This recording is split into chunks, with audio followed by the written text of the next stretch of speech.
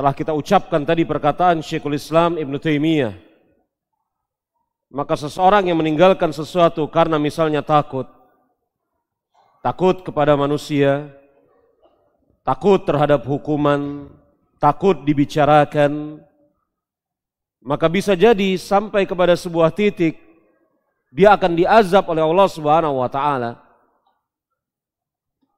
Karena sesungguhnya Allah Subhanahu wa taala berfirman dalam surat Ali Imran ayat ke-175, "Innama dzalikumus syaitanu yukhawifu awliya'uhu fala yakhafuhum wa khafuni in kuntum mu'minin." Sesungguhnya setan-setan itu bermaksud menakut-nakuti kalian. Maka janganlah kalian takut kepadanya, tapi takutlah kalian kepadaku, kata Allah Subhanahu wa taala. Jangan kalian takut kepadanya, tapi takutlah kepadaku jika kalian benar orang-orang yang beriman.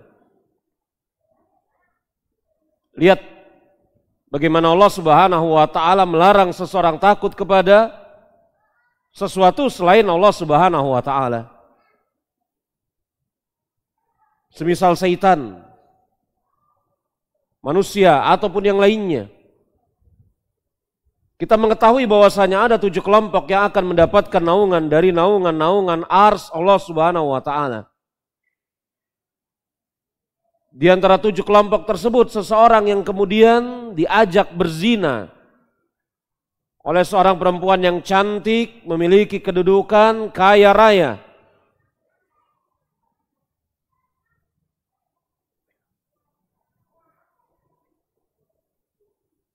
Kebalik, itu kisah Nabi Yusuf. Ada seseorang perempuan yang diazab berzina oleh seorang laki-laki. Kemudian perempuan itu mengatakan, "Ini akhafullah, sesungguhnya aku takut kepada Allah Subhanahu wa taala."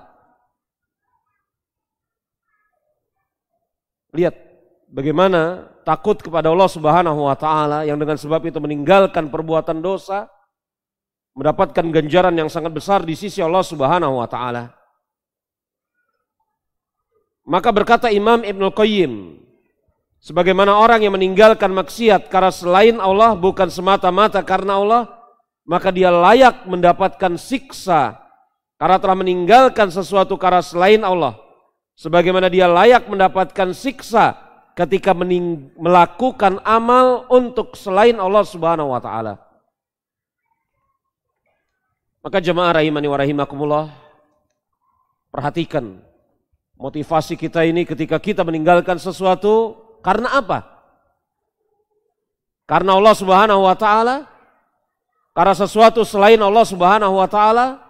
Dengan sebab apa kita meninggalkan sesuatu tersebut?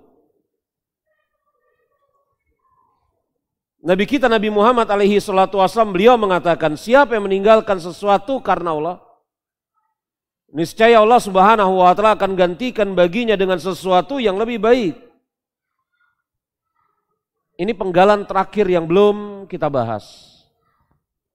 Dari ucapan Rasul alaihi salatu wasallam, niscaya Allah Subhanahu wa taala akan gantikan baginya dengan sesuatu yang lebih baik. Ketahuilah bahwasanya ganti dari Allah Subhanahu wa taala tidak mesti berupa harta. Ketika dia meninggalkan sesuatu yang haram, mencuri misalnya, maka gantinya tidak mesti berupa harta yang hendak dia curi atau yang semisal. Ganti dari Allah Subhanahu wa taala ini pasti ada bagi orang yang telah memenuhi syaratnya dan telah lurus tujuan dia beramal dengan sebab apa. Tapi gantinya tidak mesti berupa harta. Bahkan jemaah rahimani wa rahimakumullah, terkadang atas hikmah dari Allah Subhanahu wa taala, Allah Subhanahu wa taala tidak gantikan hal-hal tersebut di muka bumi.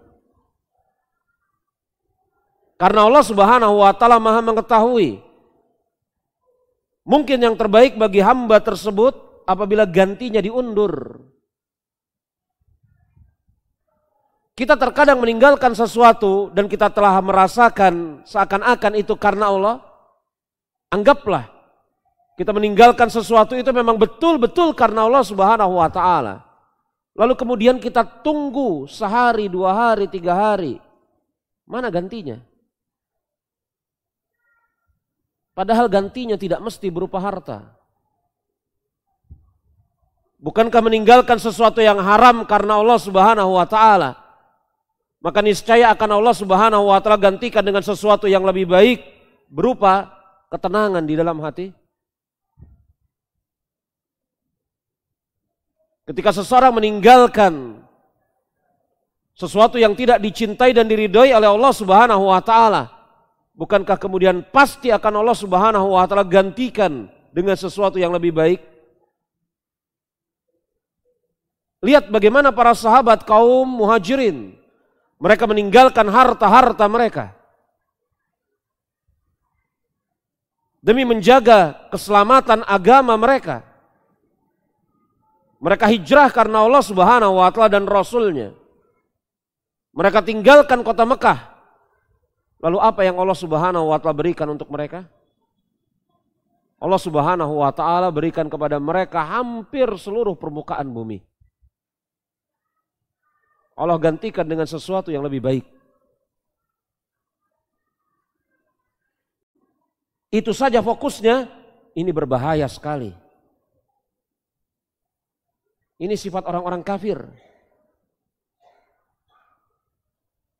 Yang bagi mereka akhirat itu perkara yang sederhana. Yang lebih penting adalah dunia. Maka jemaah, saya tidak mengatakan kalau ada ganti di muka bumi ini, tidak boleh diambil, tidak boleh dinikmati. Tapi janganlah itu menjadi tujuan utama. Maka jemaah rahimani wa rahimakumullah, alhamdulillah telah kita bahas hadis tersebut. Siapa yang meninggalkan sesuatu karena Allah, niscaya Allah Subhanahu wa ta'ala akan gantikan dengan sesuatu yang lebih baik. Telah kita bahas secara mencukupi. Meninggalkan sesuatu bisa jadi haram, bisa jadi syubhat, bisa jadi perkara yang halal demi menggapai tujuan keutamaan yang lebih tinggi. Karena Allah bisa jadi motivasinya karena Allah, karena selain Allah pun telah kita bahas. Melainkan pasti akan Allah Subhanahu wa ta'ala gantikan dengan yang lebih baik untuknya pun telah kita bahas. Maka tinggal tersisa satu hal dari pembahasan kita di malam hari ini, yakni bagaimana caranya agar kita ini bisa meninggalkan sesuatu karena Allah Subhanahu wa ta'ala. Maka jemaah rahimani wa rahimakumullah, kalau Anda tadi menyimak dan mampu mengambil intisari, maka pada hakikatnya apa yang akan saya sampaikan sekarang ini merupakan intisari dari pembicaraan tadi. Agar seseorang mampu meninggalkan sesuatu karena Allah Subhanahu wa ta'ala, dia harus senantiasa berusaha menjaga keikhlasannya.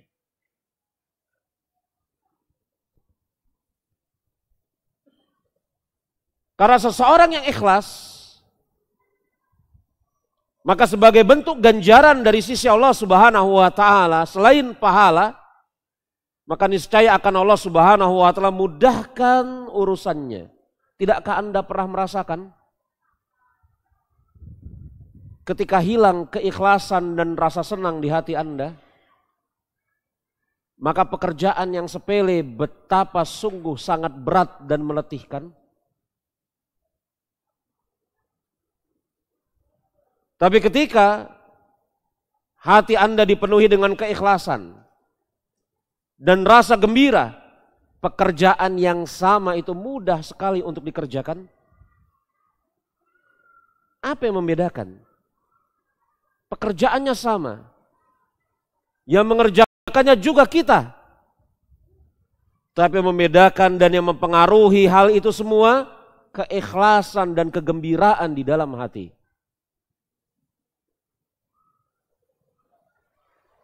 keikhlasan membawa pengaruh yang sangat besar bagi kemudahan seorang hamba mengerjakan amal ibadah.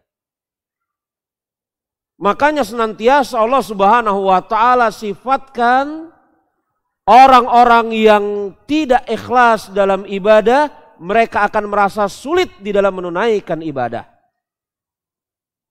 Bukankah kabar seperti itu muncul dari sisi orang-orang munafik? Kenapa orang-orang munafik itu paling berat mengerjakan sholat? Karena hatinya sepi dari keikhlasan. Begitu kata Rasul alaihi salatu wassalam.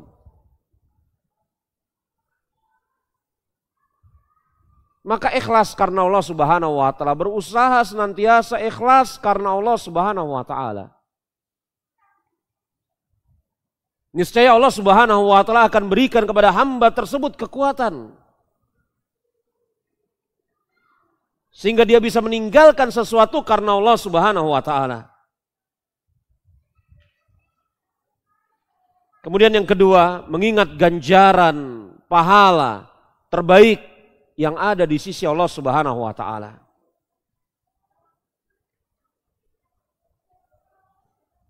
Lihat, tadi telah saya isyaratkan sebuah hadis tentang 7 kelompok manusia yang akan mendapatkan naungan ars. Pada hari tidak ada naungan kecuali naungan arsnya Allah Subhanahu wa taala.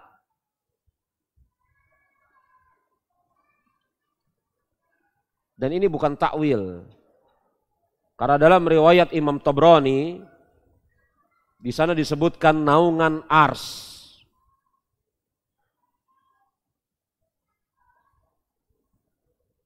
Ketika seseorang meninggalkan sesuatu yang haram, yakni zina, karena Allah Subhanahu wa taala dia mengatakan, sungguh saya takut kepada Allah, maka Allah Subhanahu wa taala jadikan dia adalah orang yang berhak mendapatkan naungan. Lihat bagaimana Rasul alaihi salatu wasallam bersabda, siapa yang mampu meninggalkan amarahnya, padahal dia sanggup melampiaskan amarahnya. Dia sanggup marah. Bukannya dia tidak sanggup marah, dia sanggup marah. Beda orang yang tidak marah karena memang menahan diri untuk tidak marah, dengan orang yang tidak marah karena tidak sanggup untuk marah. Siapa orang yang tidak marah karena tidak sanggup untuk marah? Orang yang hendak dia marahi memiliki kedudukan yang lebih tinggi dibanding dia. Maka bagaimana mungkin dia memarahi orang yang memiliki kedudukan yang lebih tinggi? Anak buah kesal terhadap atasannya. Bagaimana mungkin anak buah memarahi atasannya? Maka ditinjau dari tidak marah, dua-duanya tidak marah. Tetapi yang satu karena tidak sanggup, yang satu karena dia menahan diri dari marah, meninggalkan marah dalam keadaan dia sanggup untuk melampiaskannya. Apa kata Rasul alaihi salatu wassalam? Beliau mengatakan, siapa yang menahan amarahnya, padahal dia sanggup untuk melampiaskannya, maka akan Allah Subhanahu wa taala panggil nanti pada hari kiamat di hadapan seluruh makhluk. Pujian dari Allah Subhanahu wa taala. Allah Azza wa Jalla akan cari, mana si fulan yang dia sanggup marah tetapi dia menahan amarahnya, mana si fulan? Kemudian orang tersebut akan diperintahkan oleh Allah Subhanahu wa taala untuk memilih pasangan terlebih dahulu dibanding orang-orang yang selainnya. Hadis riwayat Imam Tirmizi, Imam Abu Daud, Imam Ahmad dan yang lain. Ganjaran yang tinggi dari Allah Subhanahu wa taala bagi orang-orang yang sanggup menahan marah. Kemudian yang ketiga, berusaha mengendalikan hawa nafsu dan mengarahkannya kepada hal yang lebih utama. Hawa nafsu ini cenderung mengajak kepada keburukan. Padahal tidaklah tersisa dari kemaksiatan melainkan dosa dan pertanggungjawaban di hadapan Allah Subhanahu wa taala. Maka kata Umar bin Khattab kemaksiatan akan fana, nikmatnya maksiat akan fana, pertanggungjawabannya ada di hadapan Allah. Lelahnya ketaatan suatu saat akan hilang, sedangkan ganjarannya abadi. Ajib ucapan Umar bin Khattab. Seseorang melakukan kemaksiatan, berapa lama dia merasakan kemaksiatannya itu? Seseorang yang berzina, na'udzubillah, berapa lama dia merasakan nikmatnya berzina? Andai kata nikmat, paling hanya sejam, 2 jam. Setelah itu dia akan bertanggung jawab di hadapan Allah Subhanahu wa Ta'ala. Lalu ketika seseorang melakukan ketaatan sholat malam, seberapa lelah dia? Mungkin semalam itu dia lelah, tapi ganjarannya ada di sisi Allah Subhanahu wa Ta'ala. Maka didik jiwa kita ini untuk menahan hawa nafsu, mengarahkannya kepada perkara-perkara yang lebih utama. Jangan mengikuti keinginan hawa nafsu.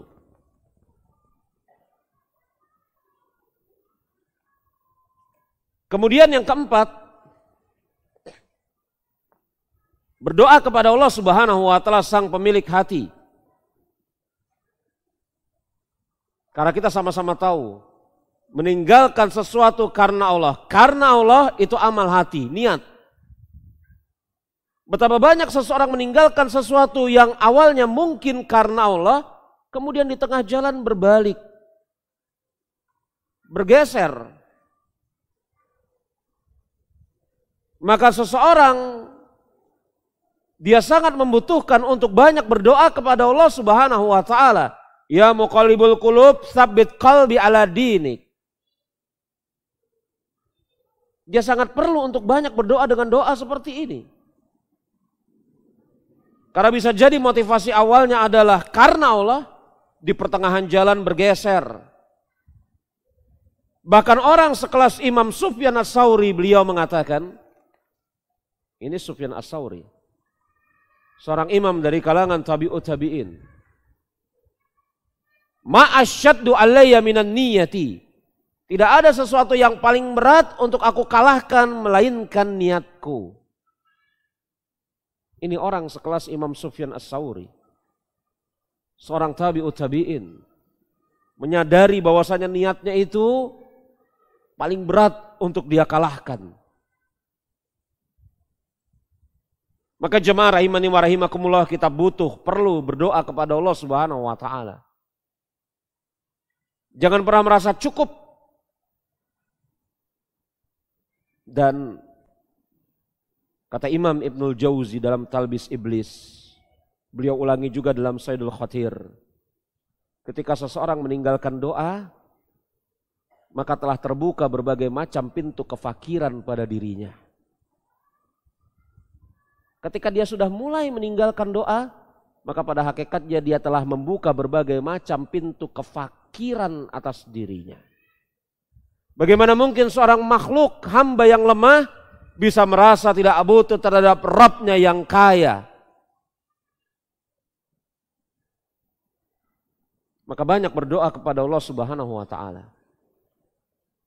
Muqallibul qulub, tsabbit qalbi ala dinik. Jemaah rahimani wa rahimakumullah, 4 tadi bukan merupakan pembatasan, tetapi 4 tadi adalah apa yang Allah Subhanahu wa Ta'ala mudahkan bagi saya untuk mengumpulkannya. Mungkin ada hal-hal yang lain, tapi 4 hal itulah yang kemudian mampu saya kumpulkan. Dan sebagai bentuk teladan motivasi bagi diri kita, maka bacalah kisah-kisah para ulama. Dari kalangan para nabi, para rasul, sahabat, tabi'in, tabi'ut tabi'in. Bagaimana mereka meninggalkan sesuatu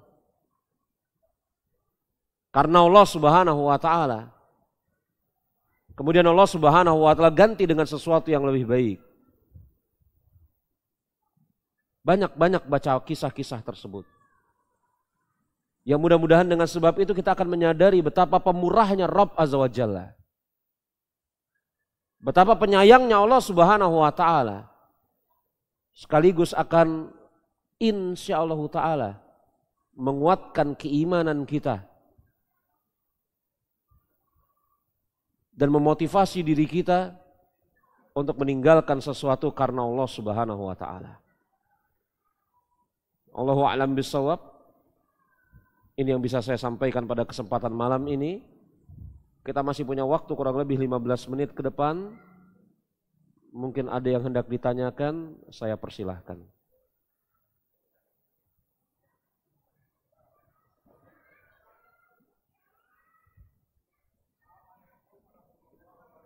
Waalaikumsalam warahmatullahi wabarakatuh.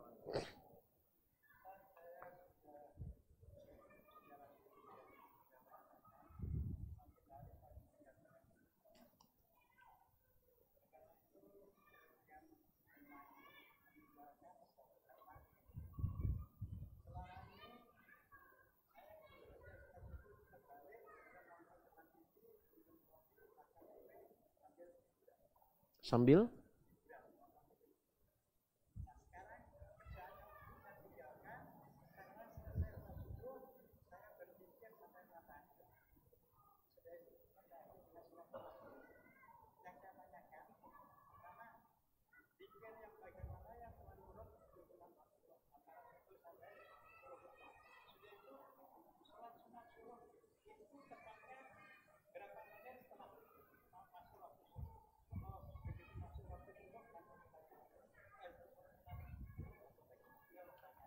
ya.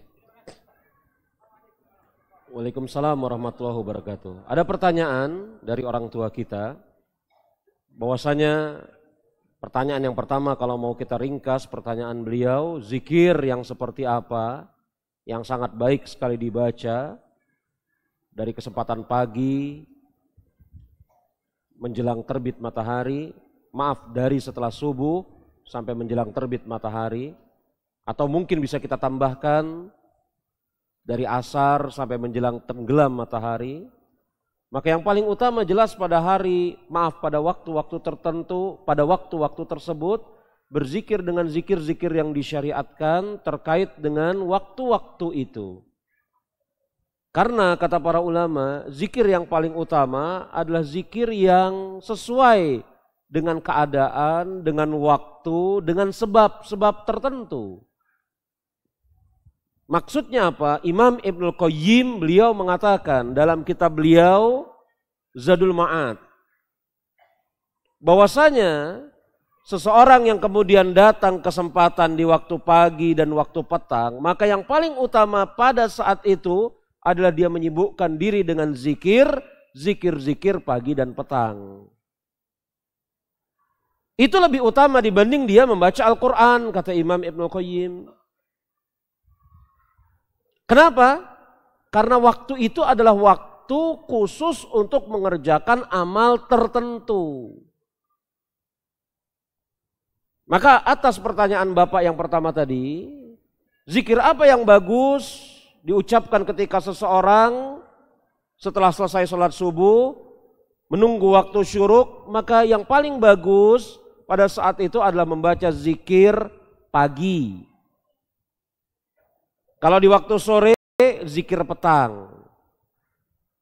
Dan alhamdulillah zikir pagi, zikir petang, bukunya banyak beredar. Bahkan sebagiannya dibuat oleh sebagian teman-teman dalam bentuk aplikasi yang bisa kita baca di HP. Kita sibukkan diri dengan itu. Kalau kemudian waktu tersisa masih ada, tidak salah kemudian kita membaca Al-Quran. Karena setelah seluruh zikir-zikir, maka Al-Quran adalah zikir yang paling utama. Begitulah yang ditetapkan oleh para ulama semisal Imam Ibnul Qayyim. Maka jemaah rahimani wa rahimakumullah, amal itu menjadi utama sebabnya beraneka ragam.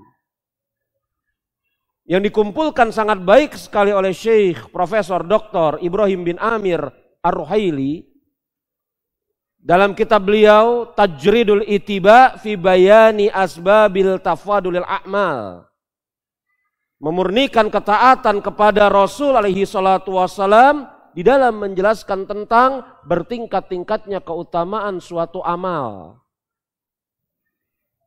Kitab ini bagus sekali. Di dalam kitab tersebut disebutkan 12 sebab amal itu menjadi utama satu dengan yang lain. Berapa? 12. Dan alhamdulillah buku ini telah selesai saya bahas di sebuah majelis di Jakarta. Tajridul Itiba. Pertanyaan kedua. Kapan waktu sholat syuruk? Berapa lama setelah matahari terbit? Para ulama berbeda pendapat, apakah memang betul-betul ada sholat syuruk? Ataukah sholat syuruk itu pada hakikatnya adalah sholat duha di awal waktu? Jadi terdapat dua khilaf di sisi para ulama. Dua pendapat di sisi para ulama. Ada yang mengatakan sholat syuruk itu bukan sholat duha. Konsekuensinya ketika seseorang mengerjakan sholat syuruk, tidak terhalang dia mengerjakan sholat duha. Ada yang mengatakan sholat syuruk itu pada hakikatnya adalah sholat duha di awal waktu. Maka pendapat yang kuat, sholat syuruk insya Allah bukan sholat duha. Ini pendapat yang saya pegang. Sholat syuruk, sholat duha. Itu di satu sisi. Lalu kapan yang paling bagus dikerjakan sholat syuruk? Sholat syuruk yang paling bagus dikerjakan setelah matahari sempurna terbit. Begitu. Berapa waktunya? Ini tidak bisa kita patok dengan waktu. Tapi alhamdulillah ada sebagian kemudian jam-jam yang ada di masjid. Begitu ya. Kemudian jam-jam tersebut biasanya ada ditulis di sana subuh, terbit, zuhur, betul? Ada kadang-kadang subuh, suruk di situ. Nah tuh, zuhur. Itu memudahkan, alhamdulillah. Maka pada hakikatnya, begitu ya, kita diberikan banyak kemudahan oleh Allah Subhanahu wa taala. Yang jadi pembicaraan, kalau sholat duha boleh dikerjakan di rumah. Begitu kan? Lalu apakah sholat syuruk boleh dikerjakan di rumah? Zohirnya, maka saya katakan tadi, sholat syuruk bukan sholat duha. Ini pendapat yang saya pegang. Walaupun saya tidak menutup mata, sebagian ulama, sebagian asatizah berpendapat sholat syuruk itu sholat duha di awal waktu. Tapi sholat syuruk, zohir hadis yang sampai kepada kita, siapa yang sholat subuh secara berjamaah. Kemudian dia berdiam diri di masjid, menyibukkan diri dengan zikir dan doa dan seterusnya. Dan setelah matahari terbit dia mengerjakan sholat 2 rakaat, maka baginya pahala kal ajrit tam, umratam, umratam. Seperti umrah dan umrah. Begitu? Maka berdasarkan hadis ini, yang rojih insyaallah ta'ala sholat syuruk itu dikerjakannya di masjid. Karena urutannya tadi seperti itu. Siapa yang sholat subuh secara berjamaah, kemudian menyibukkan diri dengan zikir, setelah matahari terbit dia mengerjakan sholat sunat 2 rakaat, yakni sholat syuruk, maka dia seperti umroh bersamaku dengan umroh yang sempurna. Allahu a'lam. Ada lagi pertanyaan dari bapak-bapak kita? Dari bapak-bapak dulu. Orang tua kita dulu. Ada? Dari orang tua kita aja dulu.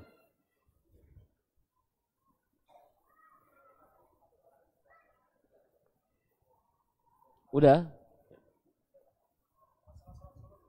Enggak, jangan tanya itu. Ya. Jadi jangan tanya, kalau bapak-bapak nggak apa-apa. Kalau antum jangan ya, sesuai dengan tema yang lagi kita bahas. Kalau orang tua kita nggak masalah, tapi antum-antum semua jangan bertanya di luar tema. Assalamualaikum, waalaikumsalam. Bagaimana hukumnya jika meninggalkan pekerjaan tidak masuk kerja di suatu instansi pemerintah karena sibuk mengurus kajian di tempat lain? Tidak boleh. Minta kepada sebagian teman yang tidak terikat waktunya untuk mengurus kajian. Ini khianat terhadap amanat yang telah diberikan oleh instansi tempat antum bekerja. Penghasilan yang antum dapatkan statusnya minimal syubhat. Tidak boleh. Karena seseorang yang bekerja pada suatu instansi tertentu, maka waktunya dalam tanda kutip telah dibeli. Misalnya dari jam 8 sampai jam 4. Maka tidak boleh kemudian dia keluar untuk mengerjakan sesuatu yang tidak ada urusannya dengan pekerjaan dia. Tidak boleh juga kemudian dia di dalam kantornya, memang dia tidak keluar, tapi di dalam kantornya dia melakukan hal-hal yang tidak ada urusannya dengan pekerjaan dia. Misalnya dia berdagang online. Nggak boleh. Ini khianat. Muslim tidak tersifati dengan itu. Syekh Abdul Razak punya sebuah buku yang sangat bagus sekali. Yang sudah diterjemahkan kalau saya tidak salah. Terjemahannya adalah menjadi pegawai yang amanah. Enggak boleh. Lalu bagaimana? Inilah yang menjadikan kewajiban atas ikhwan saling bantu-membantu. Yang waktunya lapang, tidak terikat. Maka bantu. Kaum muslimin itu satu tubuh. Saling tolong-menolong di atas kebaikan. Kalau bahkan ada sebagian ikhwan yang waktunya lapang, membiarkan temannya ini keluar untuk ngurus kajian padahal waktunya adalah telah dibeli oleh sebuah instansi tertentu dan ikhwan-ikhwan yang lain ini diam, ini kita khawatir masuk dalam bab mendiamkan kemungkaran. Nggak boleh. Bagaimana jika suatu amal dilakukan ikhlas namun tidak sesuai dengan sunnah? Tidak sesuai dengan sunnah ini apa gambarannya? Karena tidak sesuai dengan sunnah itu bertingkat-tingkat.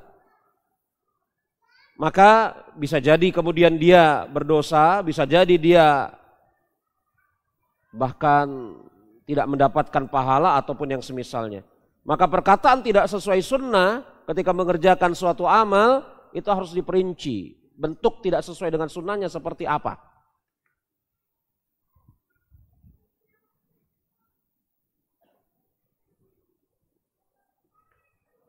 Seseorang yang masuk kerja karena riswah, menyogok oleh orang tuanya, pekerjaannya sesuai dengan bidangnya, apakah lebih utama ditinggalkan atau dipertahankan? Allahu a'lam. Tapi ini menjadikan kita sama-sama tahu bahwasanya yang haram itu tidak menyejukkan di dalam hati. Lihat, ada pertanyaan seperti ini, bisa jadi ini yang bertanya sudah bekerja di lembaga tersebut belasan tahun. Betul? Tapi dia bertanya seperti ini, yang menunjukkan tidak ada ketenangan di dalam hatinya. Padahal ini bisa jadi bukan perbuatan dia, pekerjaan orang tuanya yang kemudian menyogok sebuah instansi. Maka jangan kerjakan sesuatu yang haram. Yang halal walaupun sedikit itu menenangkan. Saya nggak tahu apakah lebih utama ditinggalkan atau lebih utama dipertahankan, saya tidak tahu jawabannya. Tanya sama yang lain.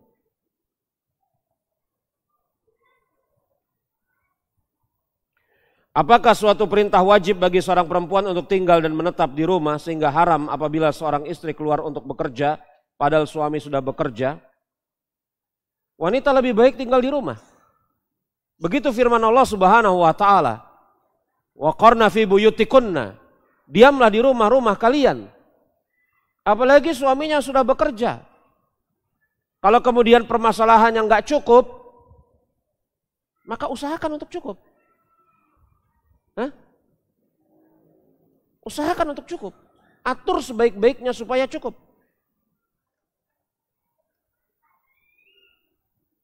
Apakah meninggalkannya? Meninggalkan apa ini?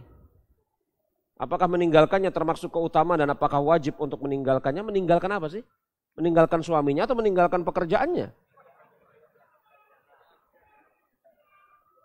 Kalau suaminya bekerja, ada pemasukan dari sisi yang halal. Ini kan permasalahan cukup atau enggak cukup itu kan permasalahan relatif ya. Hah? Permasalahan cukup, permasalahan enggak cukup itu relatif sekali. Kalau kemudian kita mengikuti gaya hidup orang-orang yang tidak pernah merasa kecukupan, seberapa besar pun harta yang kita miliki, penghasilannya enggak cukup juga. Makanya kata Imam Fudail bin Iyad, kecukupan itu bukan dengan apa yang dipegang, tetapi apa yang menyejukkan dan mencukupi di dalam hatimu. Makanya kemudian Abdullah ibnu Mubarak pernah dimintakan nasihat. Guru, berikanlah saya nasihat ringkas saja. Murid-muridnya ngomong kayak gitu. Guru, berikanlah kami nasihat ringkas saja. Jangan panjang-panjang, kami lagi kagak pengen denger yang panjang-panjang. Kadang-kadang ada murid-murid kayak gitu tuh. Apa kata Abdullah ibnu Mubarak? Penuhi hatimu dengan rasa kecukupan. Udah, begitu aja nasihatnya. Udah, murid-muridnya pergi. Penuhi hatimu dengan rasa kecukupan. Udah. Nasihat yang ringkas, padat, dan dalam. Yakni kalau suami sudah bekerja, maka pada hakikatnya nggak ada hajat bagi istri untuk mencari penghidupan di luar.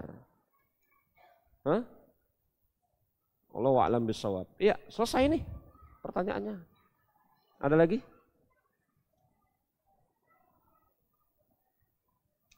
Afwan, ini bukan pertanyaannya. Persiapan sholat yang tadi nih. Ada yang hendak ditanyakan? Kalau tidak,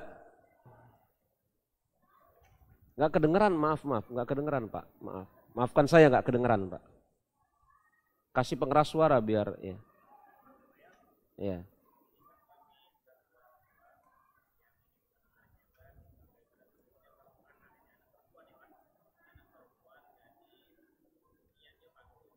Niatnya?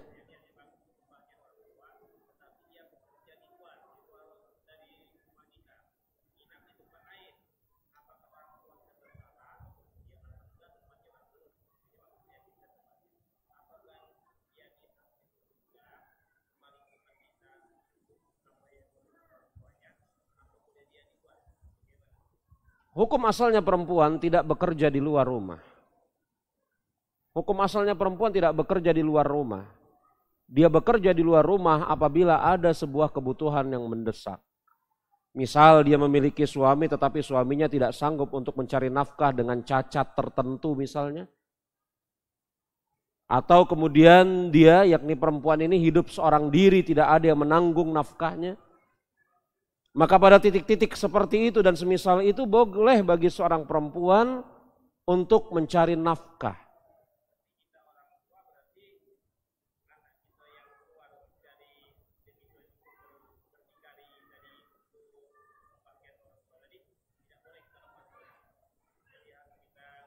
Kalau tidak ada hajat bagi dia untuk keluar rumah, yang dengan sebab kalau tidak ada hajat bagi dia untuk bekerja, maka hakikatnya dia tidak boleh keluar rumah. Iya, hajatnya itu kan telah saya sebutkan tadi. Dia sebagai seorang anak perempuan, yang menafkahi dia kan orang tua dia. Iya kan? Maka itu kewajiban kita sebagai orang tua menafkahi anak-anak kita. Baik yang laki-laki ataupun yang perempuan. Selama mereka masih berada di dalam tanggung jawab kita.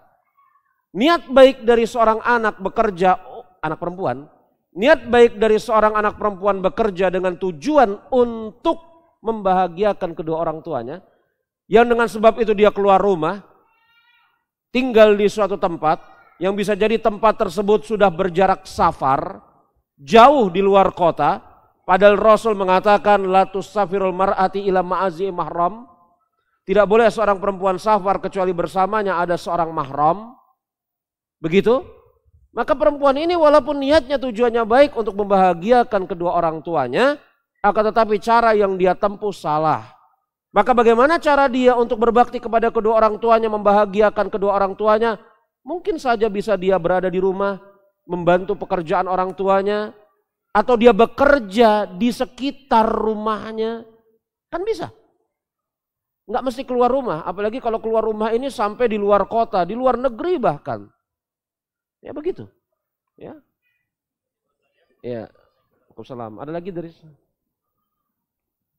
saya jarang lihat ke arah sini nih. Mejanya ke sini sih. Ada?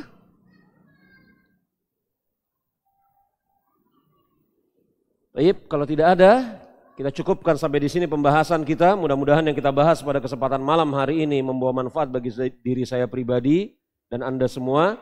Yang benar datangnya dari Allah Subhanahu wa taala, adapun kesalahan datangnya dari diri saya pribadi, Allah dan Rasulnya berlepas dari kesalahan saya, dan saya mohon ampun kepada Allah Subhanahu wa taala.